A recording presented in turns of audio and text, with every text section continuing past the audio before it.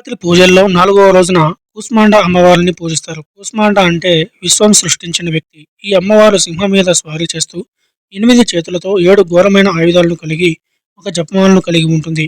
కూస్మాండ అమ్మవారు మొత్తం విశ్వం యొక్క మూలకర్త అయిన కారణంగా ఆదిశక్తి అని కూడా పిలుస్తారు. ఈ అమ్మవారు సూర్య భగవానుడు నివాసం ఉంటుంది.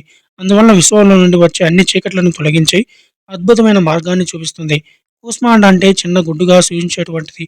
కూస్మాండ అమ్మవారు ఈ మొత్తం సృష్టిని చిన్న గుడ్డులా సృష్టించబడిన తర్వాత అందులో నుంచి విశ్వం అనేది ఆవిర్భవించింది. ఈ అమ్మవారి సూర్యదేవుని స్వయం ప్రకాశితంగా వెలుగునిచ్చే శక్తిని ప్రసాదించింది. ఆ తల్లి చిరునవ్వే మన జీవితంలో ఆనందభరితమైన యోగాన్ని, శక్తిని కలుగజేస్తూ అన్ని వైపుల నుంచి ఆశలను, ఆశీర్వాదాలను కలుగజేసేదిగా ఉంటుంది. ఈ అమ్మవారు సూర్య భగవానుడికి శక్తిని కలుగజేసి మార్గనిర్దేశకత్వం చేస్తూ సూర్యుడిని పరిపాలిస్తుంది.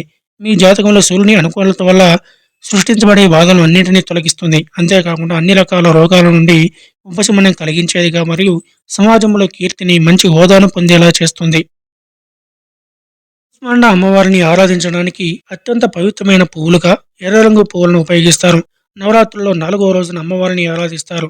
ఈ అమ్మవారు సున్నితమైన రూపాన్ని కలిగి ఉన్నందున షోడశోపచారాలతో కొలువుతీరి చివరిలో హారతిని పూజించడం ద్వారా అమ్మవారు మీ కుటుంబ సంక్షేమం కోసం, ఉన్నతమైన హోదాను పొందడం కోసం మీపై అనంతమైన ఆశీర్వాదాలను కలుగజేస్తుంది. కూస్మాండదేవి మంత్రాలు: ఓం దేవి కూస్మాండాయ నమః, ఓం దేవి కూస్మాండాయ నమః.